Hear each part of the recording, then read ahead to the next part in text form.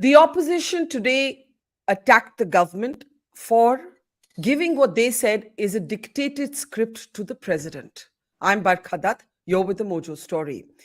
President Murmu today delivered the president's address, as is customary, to both houses of parliament.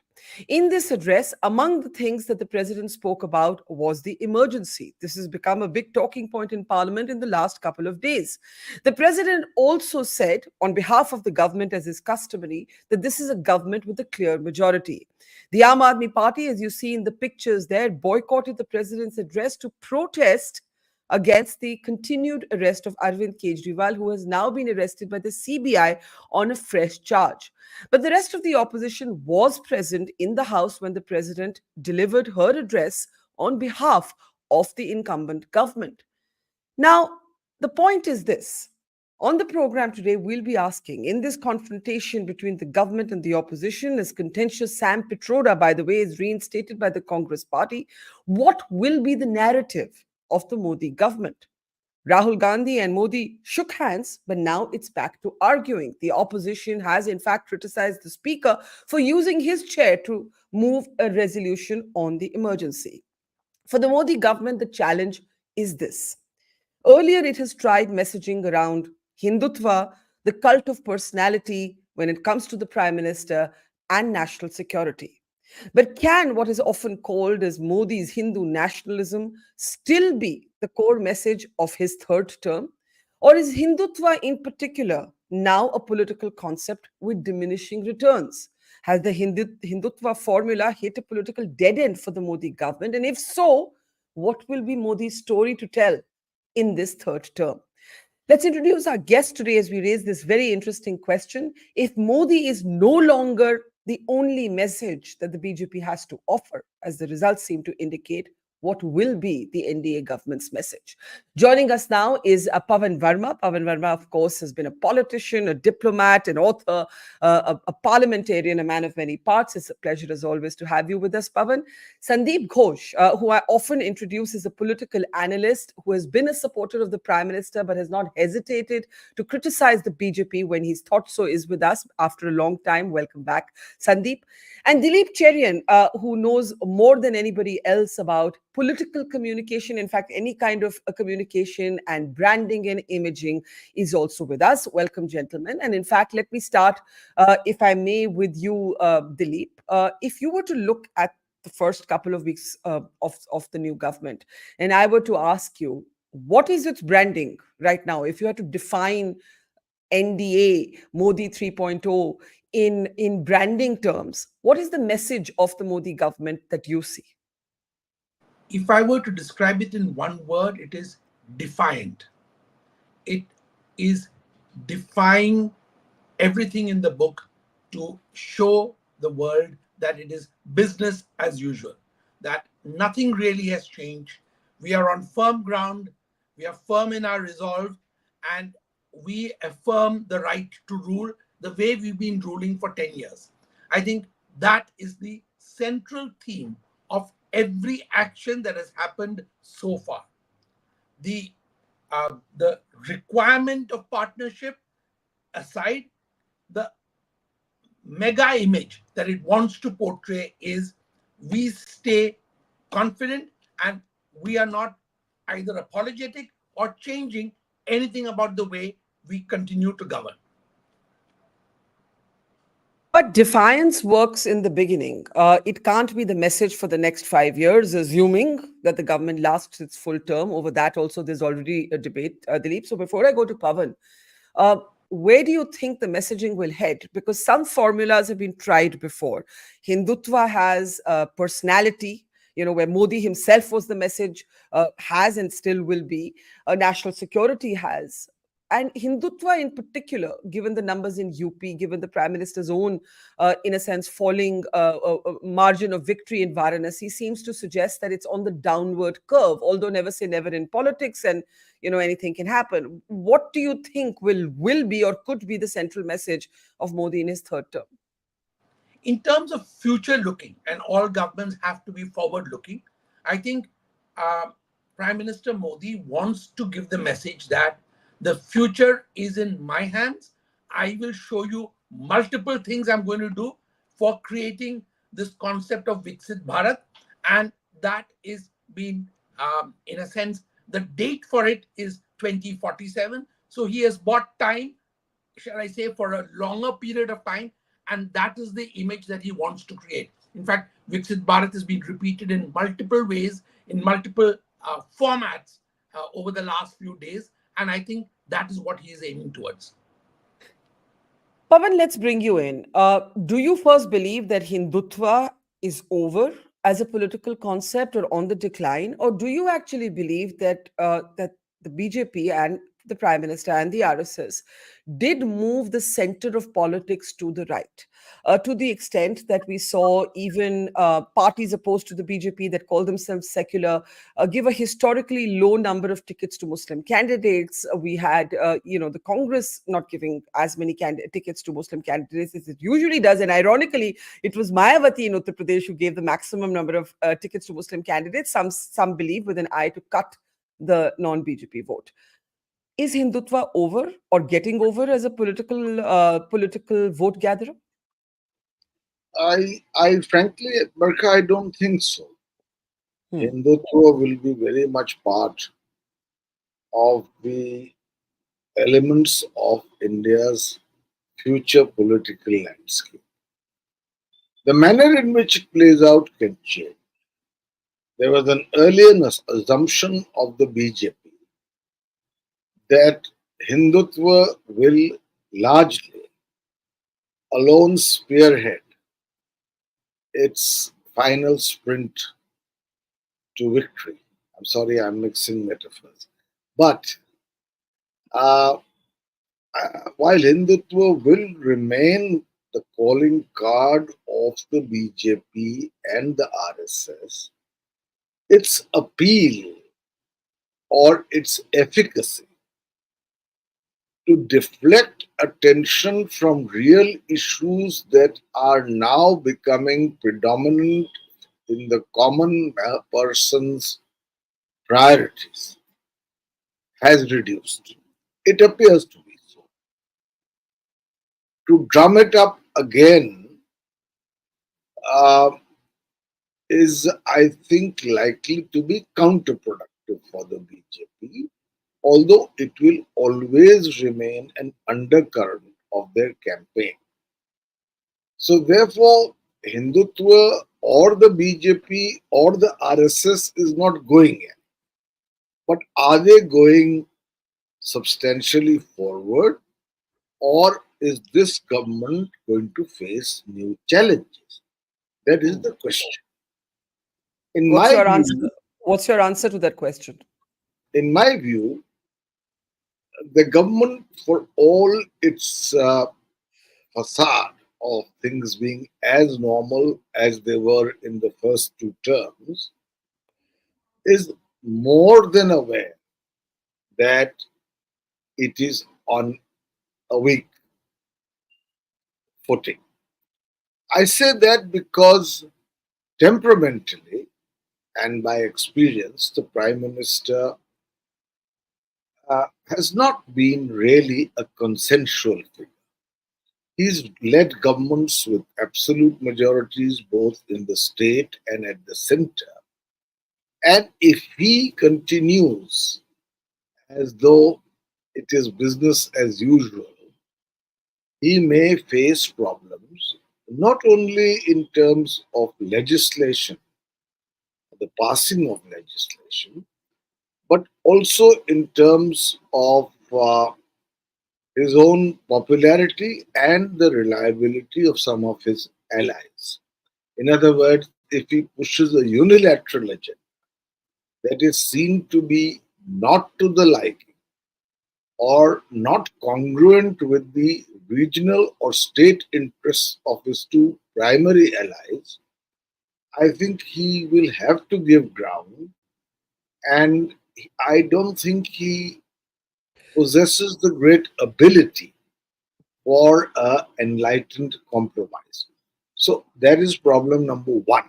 Problem number two is that the BJP itself is now no longer as united as it earlier was under the toweringly victorious personality of Prime Minister Modi. Hmm. And there are going to be challenges ahead, especially three state assembly elections which are coming up: Right. Maharashtra, Haryana, and Jharkhand, where if the BJP does not win two out of three or loses all three, I think there could be voices from within the BJP and the RSS which have so far been disaffected but silent, which may become more overt, which could pose a problem again for the BJP. Which leads us, sorry to just cut in there, I'll just get a comment from Sandeep, because that leads us to the question of narrative. Sandeep, as all three of you know in this program, politics is about a lot of things, but it's also about telling a story. In 2014, the Prime Minister told a very good story, offering himself as the self made outsider, the son of a tea vendor, who had successfully turned Gujarat around and was now ready for national politics at a time when there was huge disenchantment with the ruling Congress party. In 2019, he redrew the red lines around national security. In 2024, Hindutva plus governance did not yield the kind of results the BJP would have hoped for. As a fan of the Prime Minister, do you believe that the Prime Minister, in the first few weeks of his third term, has failed to tell a new story? In fact, as Dilip says, very consciously, he's repeating the old story as if to say nothing has changed. But is that working in terms of political communication, Sandeep Ghosh? Barkha, we are hardly into the first week of the Prime Minister's new term. To put it, first of all, I'll preface it to say everything. I don't disagree with anything either Pavanji has said or Dilip has said. I would put it as saying the situation is rather complicated just now. Hmm. And what I see today in terms of the communication of BJP, without being a communication expert, consider it to be a holding strategy, because he is trying to reinvent what is going to be the communication, because the current situation, to some extent, I think was not anticipated by the Prime Minister and his immediate associates, even as a worst case scenario. They could have thought of coming, with a lower, certainly not 400 par, but something less than 400 par, but they didn't bargain for a 240 odd number, which they have got. So, what they would have, to my mind, had planned for, because the opposition was always hell bent to delegitimize this government. If they had got 400 par also, then you would have heard about EVMs, you would have heard about match fixed elections, etc., to say that it was not a fair election, it was uneven thing, and so he has become the prime minister by default. And so there, they probably had a script ready to say, we couldn't care less. We've got the endorsement, and we are going ahead and doing exactly what we please and what we set out to do. Now, that calculation has faltered. So they are having to do a holding on strategy to say it's business as usual, and which is been signaled in many things, including the continuity in the cabinet, and taking it step forward also the speaker's choice. It almost seems like a Modi 2.0 extension. There is no discontinuity which is happening there. But I think he has to figure out a new communication. One thing is what you're communicating. The second bit is in a new communication, what is registering over there. I'll just make two more comments, Barkha. First is only on the Hindutva bit. See, Hindutva has plateaued. It is going to give it diminishing returns. I don't think it is going to, as Pavanji was saying, it will recede, because BJP cannot dilute the Hindutva surge, then they'll lose their core base. As it is, you keep on hearing that the core constituency think that BJP has not done enough for them. So they cannot afford to dilute that, but it's a double-edged sword. If the right too high on it, you're putting off other people, and all that is going to happen. But coming back to Mr. Modi himself, where I differ slightly with Pavanji is it's not as if Mr. Modi is not consensual. Mr. Modi is an individual. He does everything to be powerful himself. Now, for that, if he has to strike deals, what he will not do, he will not. Pavan used a very interesting term, some enlightened something he said. He is not going to make those In compromises. enlightened compromise. Compromise. So he's not going. I'm going to say compromise to give away some of his personal power. He would like to retain his bargaining strength, but for that, whether cosmetic, optics, or whatever he has to do to get people on his side, he can be a charmer. He can get people out on his side. He will do that, but he would like to retain power. He's not a Vajpayee who will say, "ठीक है, I'm not having my way in two things." He would still like to have his say on all five, but Yeah. in his own way.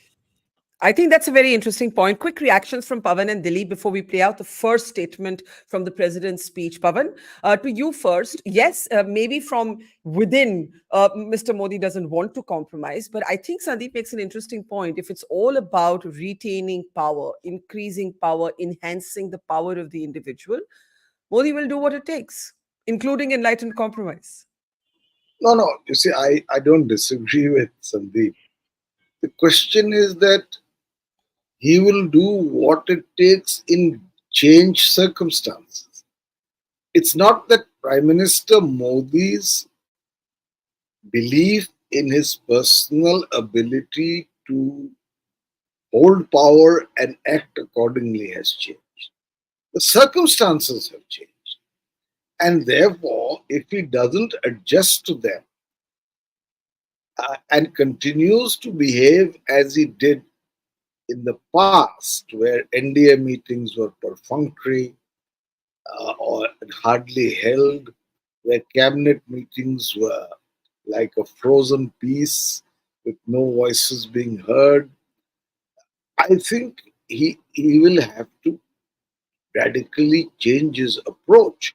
And there is a point that Sandeep made, which I entirely agree with it. Actually, in this third term, the BJP and the RSS are caught on the horns of a big dilemma.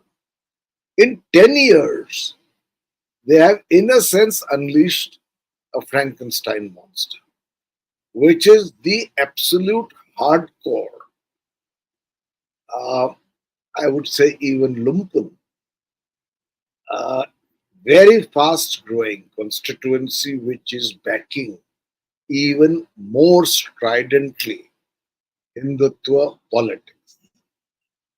The BJP and the RSS need them as necessary, but they may not be under their control anymore. In which case, if they are a law unto themselves and their behavior is something that could strengthen the coalition, what does Mr. Modi do? Does he jettison his core support? Does he try to dilute and moderate it, in which case he will be seen as Mohan Bhagwat was seen by these very virulent trolls when he met with 5 Muslim intellectuals and visited a masjid and madrasa in order to perhaps go beyond the very exclusionist approach of the government. It's a genuine problem now because, Yeah. for instance, the Bajrang Dal is the fastest growing organization in the Sangh organization. Hmm. And it has been more or less intoxicated on the power it has derived by a government that has been both protective and, where necessary, Yeah. helpful. It's a very, very interesting question. Dilip, jump right in. One of the other whispers in the corridors, so to speak, is Mr. Modi will want to shore up his numbers. He can do that in only one of two ways. One is to swallow or devour other parties, a kind of Maharashtra experiment with other parties. But Maharashtra experiment has boomeranged for the BJP, so I don't know if they would do that.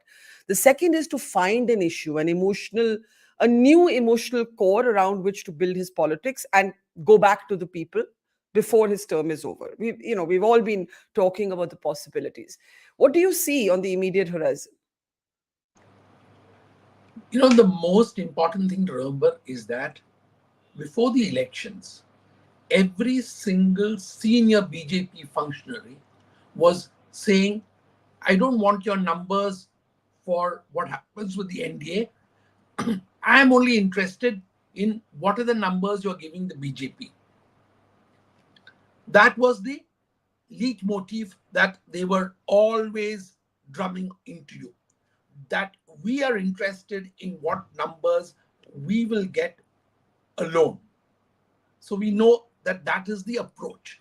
Now, swallowing parties is a possibility, and there are many parties where this opportunity may exist.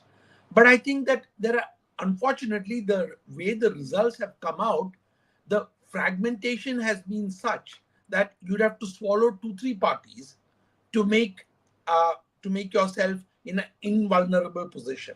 But I think Mr. Modi's character is to spring surprises, and usually, except this time, never to repeat himself. So the repetition of himself is itself, to my mind, a step back from character and preference. Now, will he step forward with something immensely surprising? Will the global stage give him the opportunity to create the emotional appeal needed for something else that he wants to achieve? And will that give him the numbers? I think that we need to come to terms with the fact that in the next 2 or 3 months, we are going to see substantial changes. There's the US elections happening. We don't know what's going to happen as far as Israel and Hamas are concerned. So we know that the tension with Taiwan has reduced for a while, but that can come up anytime. So the global stage is also shifting sands at the moment. Is there an opportunity there that can be grabbed? We need to watch. And I think that Mr. Modi will find opportunity where all of us can't see any. I think that's an interesting point, the unpredictable Mr. Modi. And that's what didn't happen in this campaign. There was no unpredictability at all. There wasn't a single surprising speech. In fact, he seemed to be tripling down on speeches that weren't working, that were even putting off his at least more moderate supporters. Let me play out what the president says. So one of the interesting things Sandip said was the attempt by the opposition to delegitimize the government. The fact is that the BJP doesn't have a majority of its own. The fact is that this is a minority government. But the president said a very interesting thing clearly on behalf of the government about the BJP's majority. Listen. लगातार तीसरी बार स्थिर और स्पष्ट बहुमत की सरकार बनाएगी।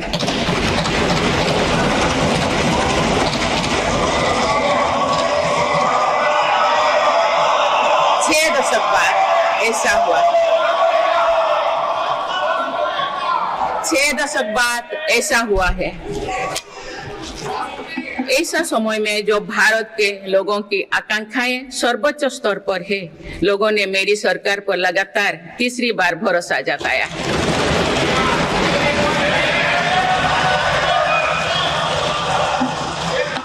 भारत के लोगों को ये पूर्ण विश्वास है कि उनकी आकांक्षाएं सिर्फ मेरी सरकार ही पूरा कर सकती है। I'll start with you, Pavan. This emphasis in the president's address on majority dismissed by the opposition as a government script. What do you make of it? Does it matter? Does it matter?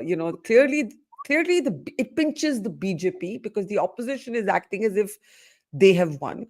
And the BJP is saying, hang on, we're in government. We're the one who broke historic records. We're here. You're acting as if we don't have the legitimacy to govern. I mean, Barkha, I worked in the president's office with 2 presidents. The president's speech is a formality drafted by the current government in power. And rarely are there changes to the script unless it so happens that the government is of a party different to that from which the president has been elected. In which case, I have actually seen the president toying with the idea of some changes, sending back the speech with those changes, and a compromise being reached. Here, that question doesn't arise. President Draupadi Murmu, there is a tradition, speaks on behalf of the incumbent government and its achievements. She has done that. It's a formality. Now there will be a debate on the president's address, which will give the opposition more than enough chance if parliament functions, which I doubt very much. For them, Hang on. Why do you doubt Parliament will function? I'll tell you why. Because you see, parliament works. The onus to run parliament is on the treasury benches. Of course, the opposition needs to cooperate. But if the treasury benches in these changed circumstances behave as if nothing has changed, and the opposition is much stronger, then there is bound to be confrontation, especially from an opposition which was earlier minuscule, capable only of creating a ruckus and little more. Bills could be pushed through by the brute majority of the ruling party in the Lok Sabha and by a managed majority in the Rajya Sabha. Rarely were they sent to select committees. But here is a situation where if on every bill there is a vote, a recorded vote, and on some bill the government fails, the government falls. It doesn't have the numbers. You can't put it always to risk. So therefore, the parliament is today filled, the Lok Sabha chambers, with an opposition that feels vindicated, feels that it has been ridden, rough-tied upon, feels that there has been partiality on behalf of the presiding officer, feels that the treasury benches have been made no attempt to build a consensus or be cooperative. That opposition in a much stronger space will behave in an obstructionist way. And if the BJP does not reach out to it behind the scenes to bring about consensus on some issues, I'm afraid what is going to really suffer is good governance. This country needs good governance. People are tired of this sterile politicking of political parties to I score agree. points on whether the Bengal should be carried or not. If that is the day's debate, Yeah. then you can That imagine who is focusing on the real issues of the people. And by the way, this time the issues are real. They already had an effect on the results of the last election. yes. Unemployment, prices, inequality, rural distress, and authoritarianism. All of these have affected the final mandate. And Yeah. if they are not dealt with, and they are not easy to deal with either, if you remain in a euphoric bubble and speak about India's continuing to be the world's fastest growing economy, when in the national capital of this fastest growing economy, people are literally yearning for a drop of water to drink, you got to have a reality check. Yeah. Soon But we'll are have there the less? monsoon. Soon we'll Are have there less? pollution. Sorry, go ahead. You're saying No, soon we'll have pollution. Yeah. No, I get what you're saying, and you seem to be saying the BJP is still in a euphoric bubble. But is there a danger that the opposition could be in a similar bubble as well? We'll come to that. You mentioned the Sengal. We'll come to that as well. But another very important fault line, and I'll come to Dilip and Sandip right after I play out the second clip of the president.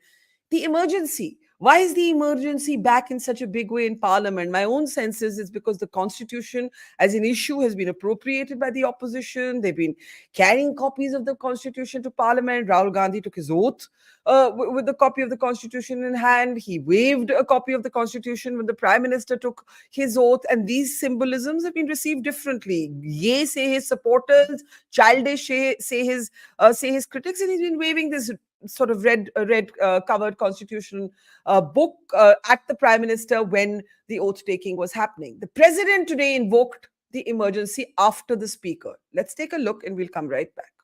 Bharat का संविधान बीते दशकों में हर कसौटी पर खरा उतरा है। जो संविधान बन रहा था तो भी दुनिया में ऐसे ताकतें थे जो भारत के असफल होने की कामना कर रही थी। देश में संविधान लागू होने के बाद भी संविधान पर अनेक बार हमले हुए हैं। आज 27 जून है। 25 जून 1975 को लागू हुआ आपातकाल संविधान पर सीधे हमले का सबसे बड़ा और काला अध्याय था।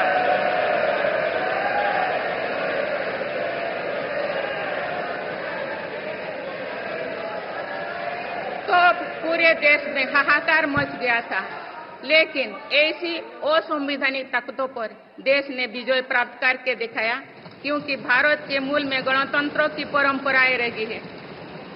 मेरी सरकार भी भारत के संविधान को सिर्फ राजकाज का माध्यम भर नहीं मानती, बल्कि हमारा संविधान जन चेतना का हिस्सा हो, इसके लिए हम प्रयास कर रहे हैं।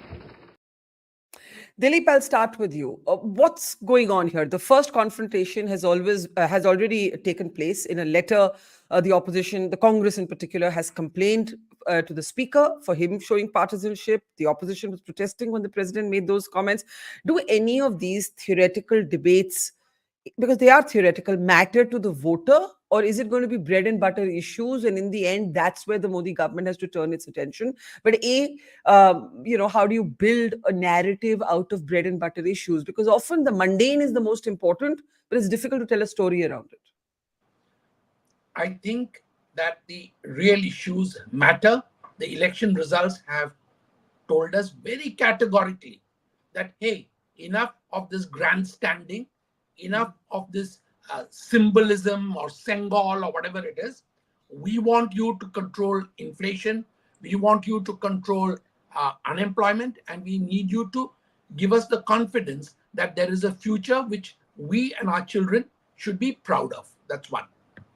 But, while we saw this during the president's speech, there was also a little fracas which took place when Shashi Tharoor was being sworn in. And you saw that the Speaker was behaving in his charming, rude manner to the opposition. And in a sense, you are laying the ground for what Pavan has hinted at, that you're going to have a confrontational and therefore non-functioning parliament. Does it matter? My view is that governance happens only in terms of legislation through parliament. But, whether it is the issue of exams, whether the issue of trains, all these issues have nothing to do with parliament. And those are creating much bigger tidal waves of concern and of anxiety in people, because the numbers affected are humongous. So we are talking of country-sized populations being affected by a train crash, all of these things. So we have to recognize that governance happens whether or not parliament functions. Parliament's function is symbolic, it is important. It is also a sign that government recognizes that the voice of people is not just their voice, but the voice of the opposition is as much the voice of the people. But you seem to be agreeing with Pavan that the Treasury benches, the Speaker may choose to be mindfully disruptive. When the Speaker, for instance, to use the example you quoted, Shashi Tharoor said Jai Samvidhan while he was taking the oath, and the speaker objected to that, and the opposition said, you didn't object to any, there were people who spoke about a Hindu Rashtra, you don't object to that. People said all kinds of other things, Jai Gaza or Palestine, Ovaisi said, but you objected to Jai Samvidhan. Now, are you agreeing with Pavan, but Pavan hasn't said so in so many words, that it suits the treasury benches to have a kind of non-functioning parliament? I don't think it suits the treasury benches. I think the treasury benches and the speaker are used to behaving in a certain manner. They haven't recognized that the terrain has shifted, and that their expectations of being able to, in a sense, bully their way through is no longer going to be par for the course. The course has changed, and that's the problem. Sandip, if the government wants to indicate continuity, to almost suggest that we're not going to be paying heed to our critics or those who are trying to write us off, the Congress has done something quite similar in the last few hours. It has brought back Sam Pitroda. This is quite interesting because at the height of the campaign, it did not want to take chances. Mr. Pitroda, after very contentious remarks, was removed from his post. He is now back as the chairman of the Overseas Congress. That's one development. The other development is that the Congress has decided that it is no longer defensive about dynasty. Priyanka Gandhi Vadra will win from Wayanad. There will be 3 members of the same family in parliament. And the Congress has concluded that this is a political asset and nothing to be apologetic about. Let's talk in the next sort of 5 minutes or 6 minutes in concluding remarks about the opposition. All of you have spoken about where the government might get it wrong. Let's now talk about the opposition. Sandip, I'll start with you. Okay. Before coming to your questions, 2 quick comments. One is what Pavan talked about, the disruption of the parliament. I would tend to agree with him that it suits the government. Because what the government needs right now are some very quick wins to show people that we are doing what is required to be done. And that if they're doing it without any disruption in parliament, if they just go on, I'm very curious to see what's going to happen in the budget. Because budget is going to give strong signals. Also, not only the union budget, but some of the BJP government state budgets, including Maharashtra, what's going to happen. So they need to do some strong signaling. And if they can do it despite what's happening in parliament, saying parliament doesn't matter me, or Mr. Modi says that I have done this, whether it's fixing the examination situation or anything, that is some things he would like to do. So I don't think that is going to do. Second thing, though I disagree. I've said that in another program last evening about the speaker making a reference to emergency, or now even the president. I don't know how appropriate it is for her to do that. But I think there is a case because, there are 2 parts. If the government, whether you like it or not, the opposition, which is a late realization that they managed to hijack that issue about the Samvidhan Khatre mein hai, which BJP didn't think is going to become so much of a bigger issue. So if they didn't answer it and answer it appropriately at this, 25th June was that way God sent, whether I don't know whether it was calculated to be so or not, to lose that opportunity to make that point is very different from, BJP people going and saying Congress ne ye kiya tha, wo kiya tha. So this is giving it a certain legitimacy of countering. So that is tactically there. But that apart, the first part is a dynasty. I think Congress was never really apologetic, maybe a bit shy. But today, as you said, they've come out, and there are a lot of people in your fraternity who are now making the word. I found a lot of people now writing about dynastic democracy. We've earlier heard benevolent autocracy. Now they're saying dynastic democracy may be the best thing for a country like India. So that is getting, being made to look cautious. Sam Pitroda, Barkha, is good for your and our show. We like to talk, we like to tweet about it, but I don't know how much really it matters to the common people. They would be interested in much other matter. And Sam Pitroda, to some extent, Congress could never have dispensed. Forget Congress. I don't think the Rahul Gandhi and the Gandhis could have dispensed with him. So it's a matter of whether he has come back officially or unofficially. It had to hona hi tha.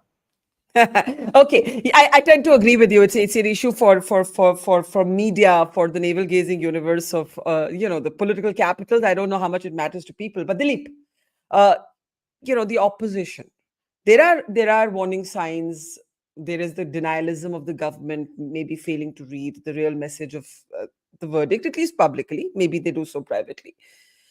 What does the opposition need to be careful about? And while we're on the opposition, Kejriwal is in jail and nobody in the opposition is talking much about it. And there are no people really out on the streets even rallying around him. Hemant Soren has fallen off the headlines totally. Manish Sisodia has been in jail for more months than one can even remember. Have all of these become non-issues now that the election is over? I think that the opposition is actually in this happy halo of believing that they are victors, and they want to, carry on the pretense for as long as they can. That is dangerous. The fact that they've been able to latch on to two or three issues, one about the potential scam in the stock market, the second, the entire row over the form of examination and its leakages, and I think the third that they're beginning to make noise about already is what's in store in the budget. If the opposition recognizes that these are the issues that they can go to people with, which will have a longer lasting impact on them than most other, so-called newsy, bright and shiny objects which they want to flash their lights on, it'll be sensible. Because they need to recognize that they lost the elections. They need to come back with options, with suggestions, and virtually like a shadow cabinet, be creating policy for tomorrow. They cannot just be rabble rousing. Are they ready for it? My sense is that some parts of them are ready for it. But at the moment, for the next at least another 2-3 weeks, you will see this posturing of we almost won. And I think it's a posture, like the government's posture that all is well and everything remains exactly the same.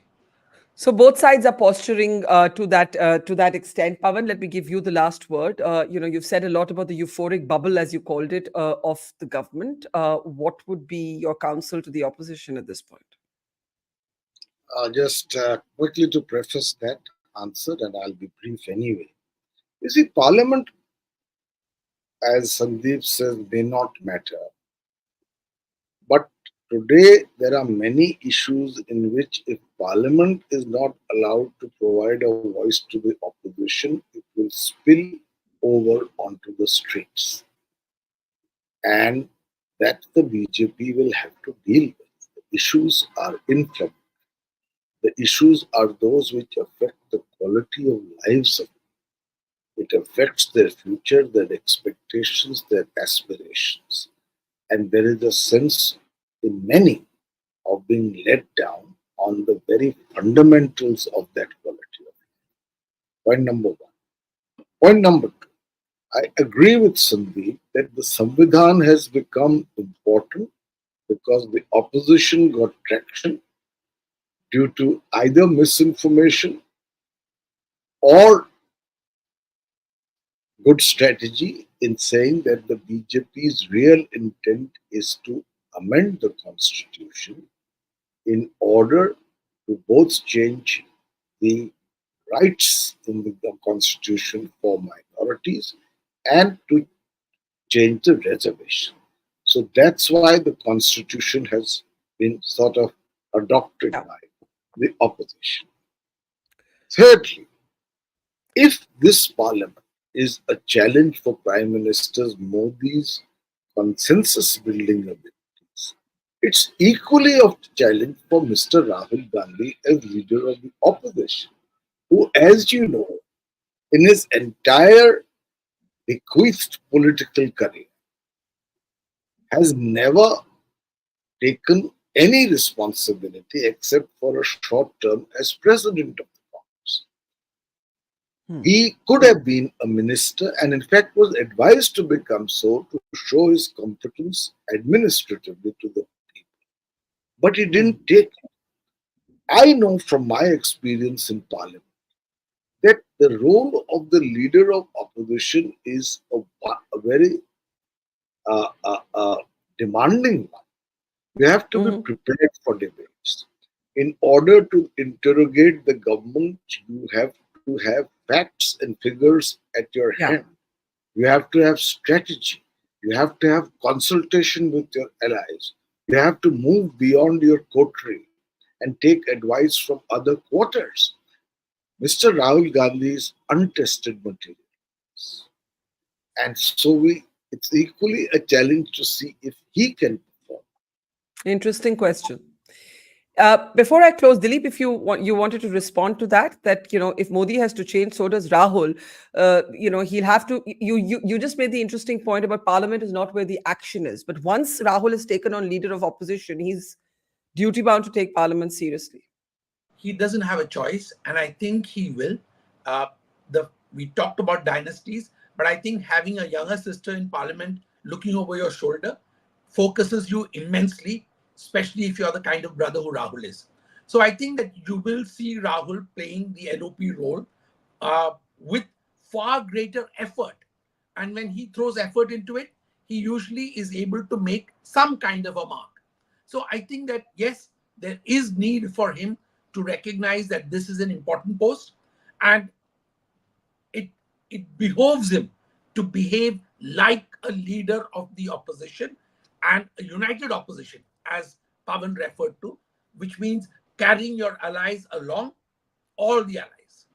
If it's a challenge for Mr. Modi to prove himself to be a prime minister of the NDA rather than the BJP prime minister, it's a bigger challenge for Mr. Gandhi to prove that he's a leader of the opposition and not leader of the Congress.